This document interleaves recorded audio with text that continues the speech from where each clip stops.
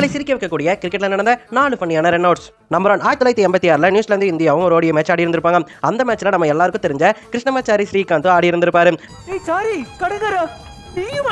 அப்ப முதல் பால தட்டி விட்டுட்டு சிங்கிளோட அவர் பார்க்க அவருடைய காலானது ஸ்லிப் ஆயிரும்.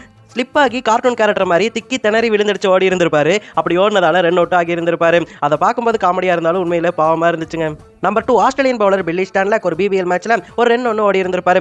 ஓடும்போது கிரீஸ் கிட்ட அவருடைய பேட் ஆனது பிச்சுக்குள்ளேயே ஸ்ட்ரக் ஆயிரும். ஸ்ட்ரக் ஆகாம இருந்துருச்சுன்னு சொன்னா கண்டிப்பா அவர் உள்ள வந்திருப்பாரு. பட் பேட் ஸ்ட்ரக் ஆனதால அவருடைய கால் ஏர்ல இருந்தப்போ அவர் ரன் அவுட் ஆகி போயிருந்திருப்பாரு. அதை ஸ்கிரீன்ல பார்த்துட்டு அவரே சிரிச்சிருந்திருப்பாரு.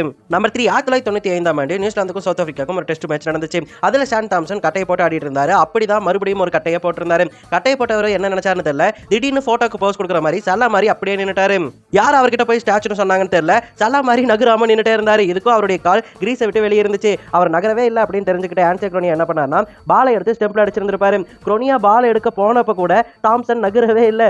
பாலும் ஸ்டெம்பில் போட சான் தாம்சனும் அவுட் ஆகி வெளியே போயிருந்திருப்பாரு. எதுக்காக அப்படி ஸ்டண்ட் ஆகி நின்னாருன்னு சொல்லிட்டு இப்போ வரைக்கும் யாருக்கும் தெரியல.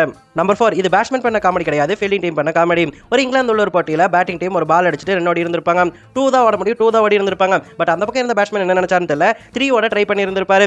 அதனால அந்த பேட்ஸ்மேன் வேகமா நான் ஸ்ட்ரைக்கர் பக்கம் ஓடி வர நான் ஸ்ட்ரைக்கர் தெரிஞ்சுட்டு அப்படியே நின்று இருந்திருப்பாரு. அவரும் ஓடி வந்திருப்பாரு. ஆனா இதை பார்த்த ஃபீல்டர் ஸ்ட்ரைக்கர் பக்கம் வீசாம நான் ஸ்ட்ரைக்கர் பக்கமே வீசி இருந்திருப்பாரு. பவுலரும் அந்த பாலை ஸ்டெம்பை நோக்கி வீசாம 10 அடி தூரம் தள்ளி எங்கோ வீசி இருந்திருப்பாரு. அப்புறம் கீப்பர் கலெக்ட் பண்ணி கொண்டு வந்து அந்த பாலை அடிச்சிருந்திருப்பாரு.